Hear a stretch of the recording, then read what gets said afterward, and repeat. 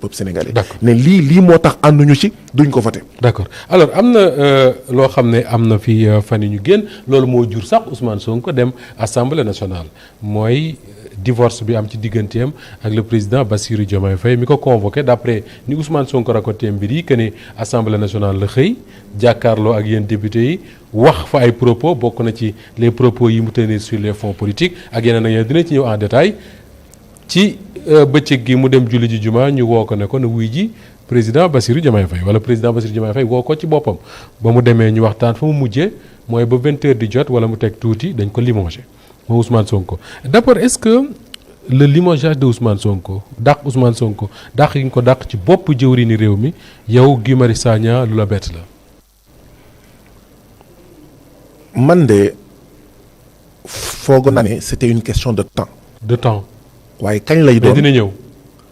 waaw parce que affaire yaa ngi doon dajaloo depuis 2024 ñu ngi gis ndànk-ndànk affaire yi di dajaloo te lépp luy dajaloo dara wàññeeku si au contraire day yokk. da ngay fonne ci lii la yem weer bi si ñëw. leneen yokk wala ay bés bi si ñëw ñu ne la lii ñëw na si tegu.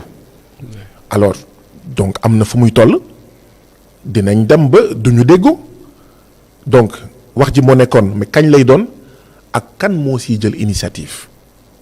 ndaxte à un moment donné dafa flagrant woon dafa ne fàng te comme ni ma koy waxee kenn du ko jeex donc man bettuma waaye c'est pas parce que bettuma que dama koy rafetlu c'est pas parce que bettuma que dama jàpp ne lu waroon am la non. pour yow waru woon a am Ousmane Sonko waru woon jóge ci bopp. pour man gouvernement bi. non pour man mais trahison sénégalais yi la.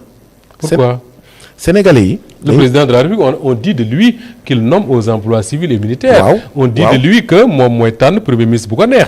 et que saa yu ko neexee mu changé premier ministre. Sénégalais yi Abdoulaye Wade changé na fi ex premier ministre. waaw Abdoulaye Macky Sall la même chose. waaw Abdou Diouf un peu moins Senghor un peu moins donc que Diomaye Faye change de premier ministre 2 ans après mu nekk ci bopp nguur gi lan moo ci andi. trahison président Diomaye bu nekkoon ci kaawu président Macky Sall. oui.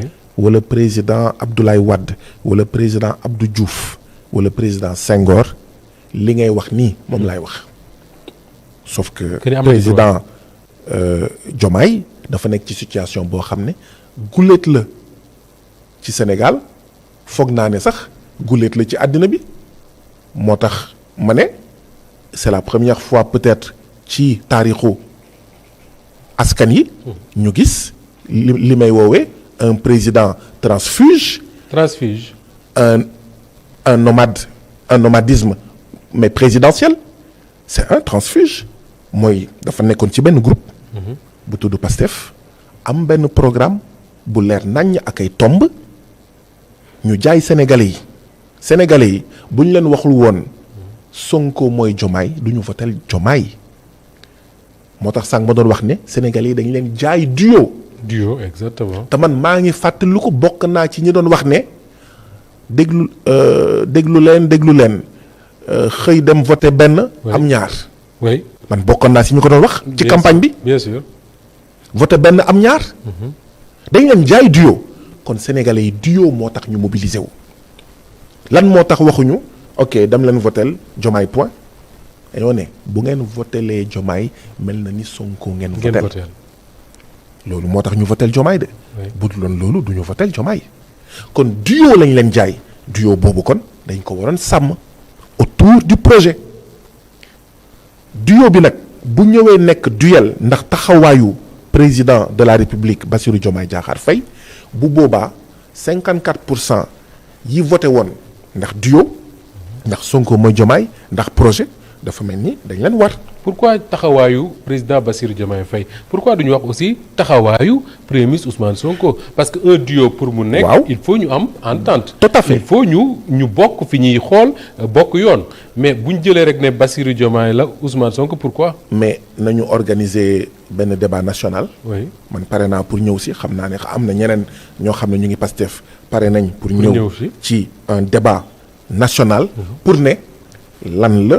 président Bassirou Diomaye Diakhar Faye di reprocher Sonko ndax mës nga dégg pendant toutes ces semaines tous ces mois président Bassirou Diomaye Diakhar Faye ne non premier ministre Ousmane Sonko dafa bëggoon randal mais xaalis premier ministre Ousmane Sonko dafa bañ encadrement des fonds politiques premier ministre Ousmane Sonko tomb sangam ci suñu programme d'accord dama ko ne dañ koy tëral moom mu bëgg a dellu ginnaaw musoo dégg benn mu wax ne dafa am ay divergence ak Ousmane Sonko bay joxe ay misaal loo dégg président Ousmane Sonko premier ministre du Sénégal à l'époque après nga dégg yenn ministres yi invité nga si nga naan la lii ak lii amoon na loolu ngay dégg mais ci beneen camp bi autour du président Bassirou Diomaye Diakhar Faye doo dégg kenn di ngañ di naan lii la wala lii la wala lii la et d'accord naa ne ñaar la pour mu nekk ànd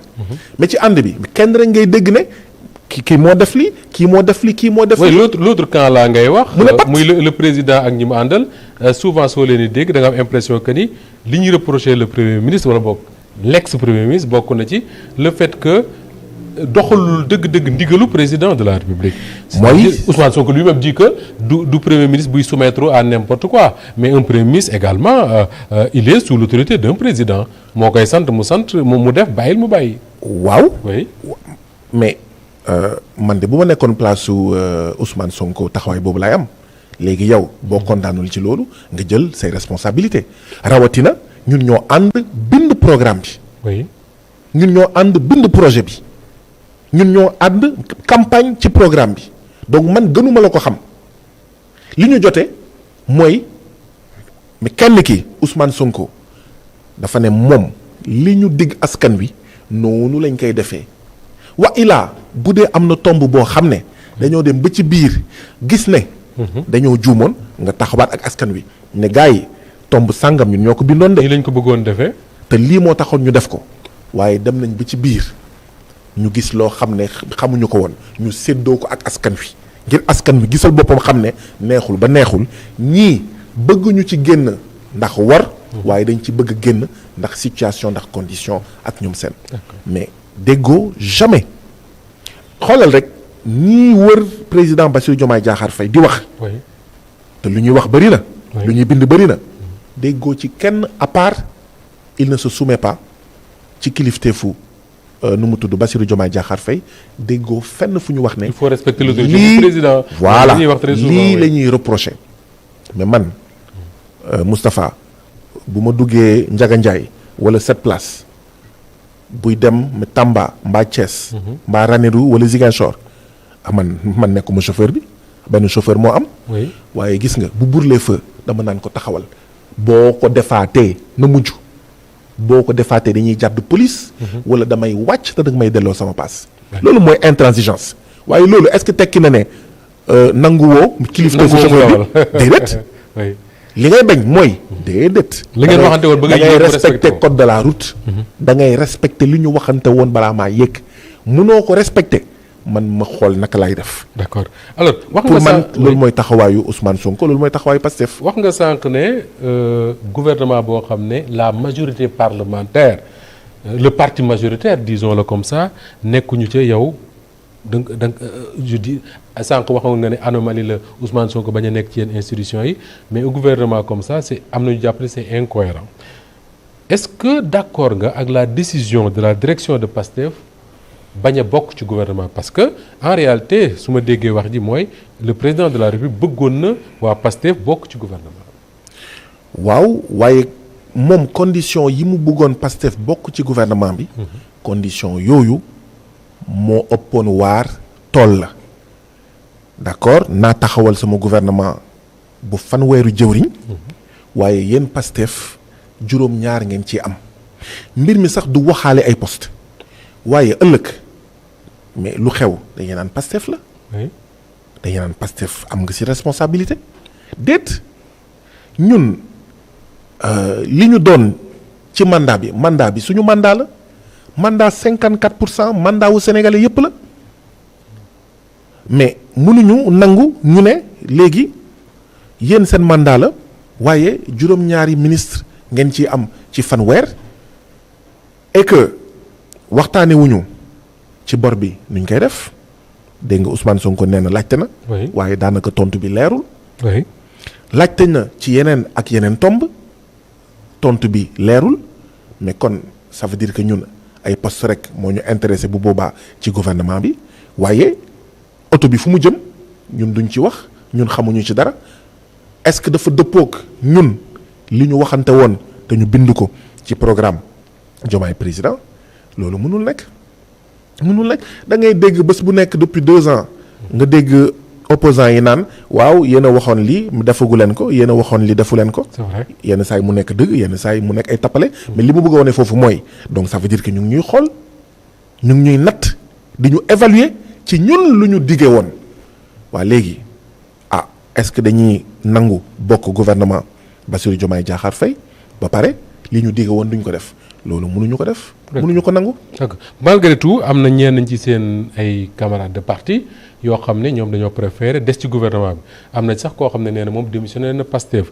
mais li ma ci intéressé là mooy l'explication bi ñuy joxe pour des ci gouvernement bi mooy c'est l'appel de la République. Leur devoir c'est de répondre à l'appel de la République est-ce que d'accord nga ak ñoom wala da nga jàpp ne quand un parti a une ligne boo ca bokkee quel que soit l'appel de la République ou du président de la République waroo mën a bokk ci gouvernement. dañuy tappale. ay tappale la. parce que bu doon appel de la République.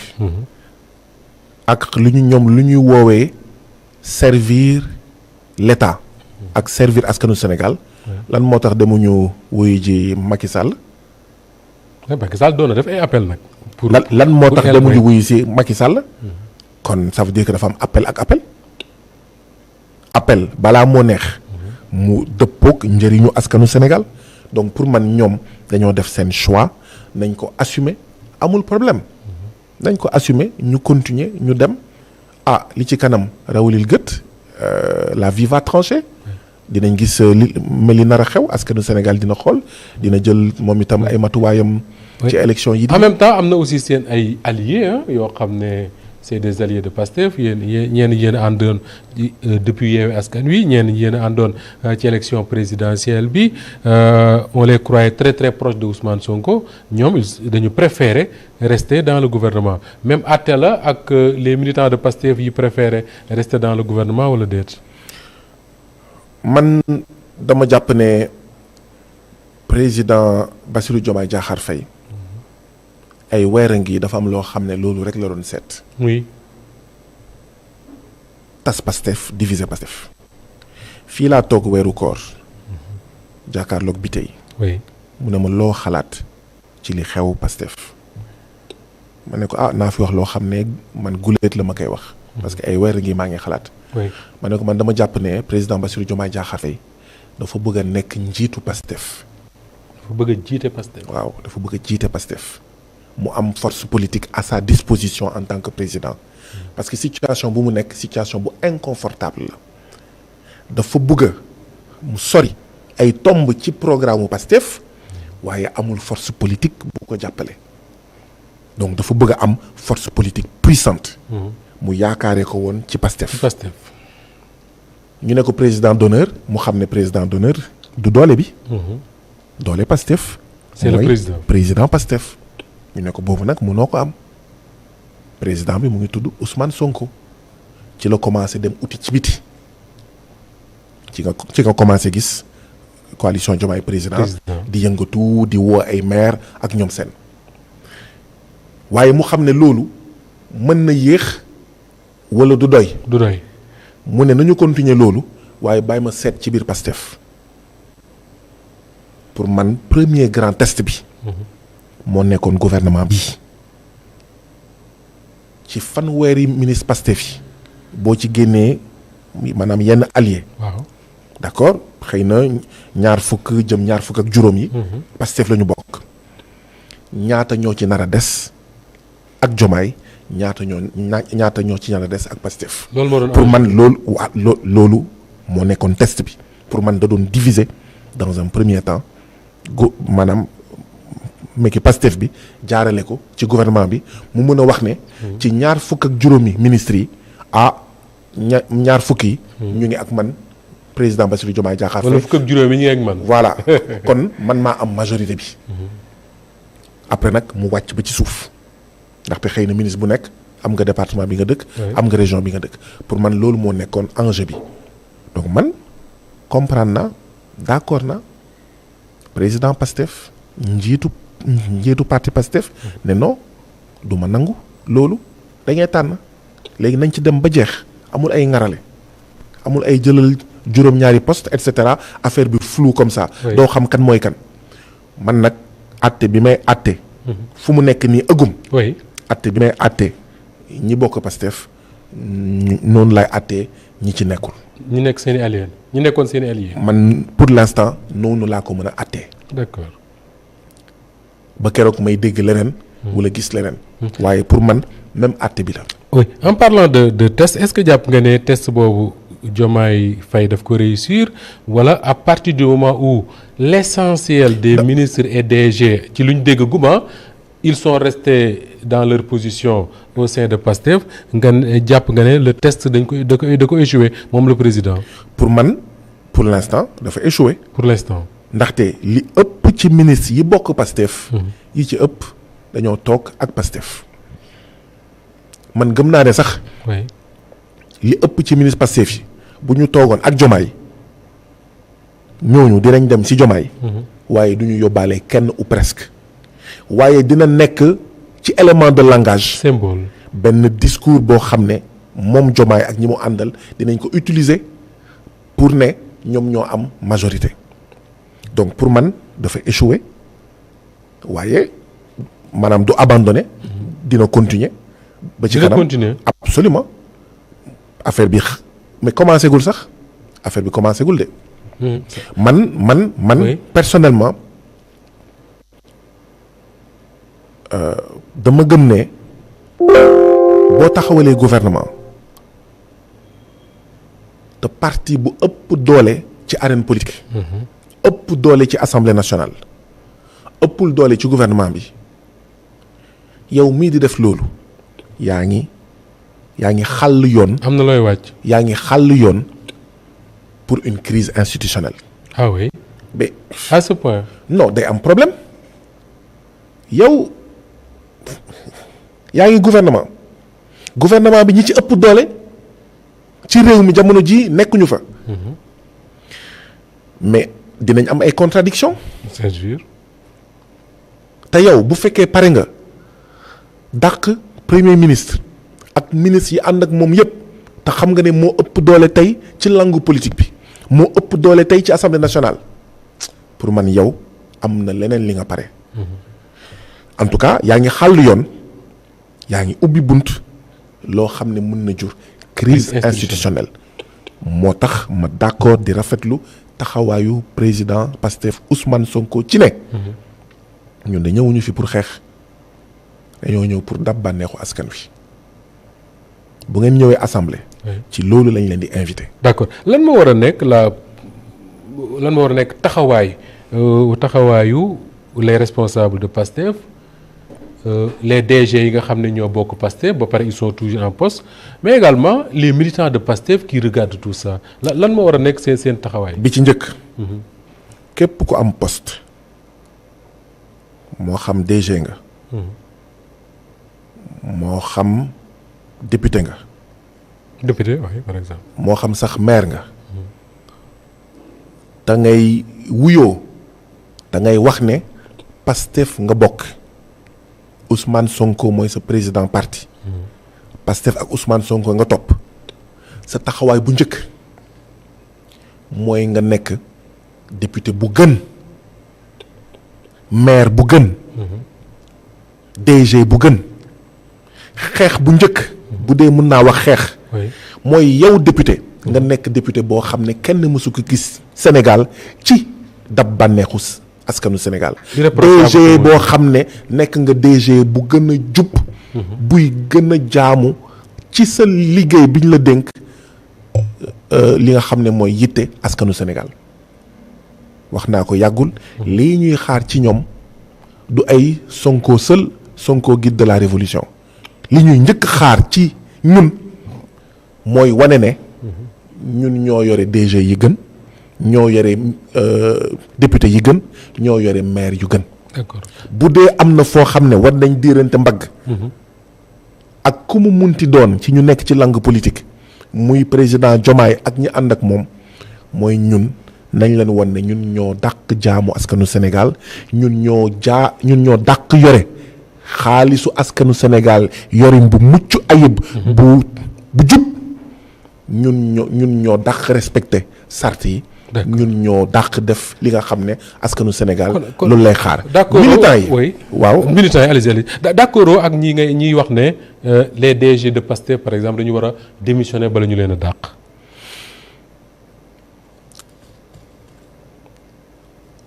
xam nga maa ngi doon wax sànq ne. mandat bi suñu mandat la. oui et c'est vrai. pour man président Bassirou Diomaye Diakhar Faye da doon def un premier test ci gouvernement bi. man pour man waruñu ko yombal mbir mi ci lu mu bëgg a def waruñu ko yombal mbir mi ci ne. yéen ñëpp acca dem leen déedéet. déedéet ay nit dañoo cotiser seen bakkan cotiser seen deret. cotiser seen perte dem tëdd kaso lu ëpp 2,000 doomu aadama ñenn ñi dañoo laago mais lan moo tax ñu war ko ne ko parce que dafa bëgg a dàq nit yi jiitu ko ci déedéet moom Guy Marius Sagna DG société sangam moom na jël këyitam ne dàq naa Guy Marius Sagna dem pour l'instant jàpp naa ne mais position boobu mooy bu gën. léegi nag. DG bu nekk na am taxawaay bi ci war parce que li ñu xamee Pastef. faut pas prêter le flanc comme on dit. déedéet dab bànneexu askan wi. yore xaalis bi nu mu waree yore société bi nu mu waree. d'accord yaa ngi doon wax militants yi li ñuy xaar ci ñoom it. loo xam ne ñoom mosuñu si teggi tànk gën leen ñaax. dem ci askan wi ñun ñëpp dem ci askan wi. ñun ñëpp dem waxtaan ak askan wi ñun ñëpp yaatal base parti bi ñun ñëpp yokk limu militants yi limu sympathisants yi bindu bu jotee ndaw yi nga xam ne amaguñu carte ñu dem bindu daas fanaanal.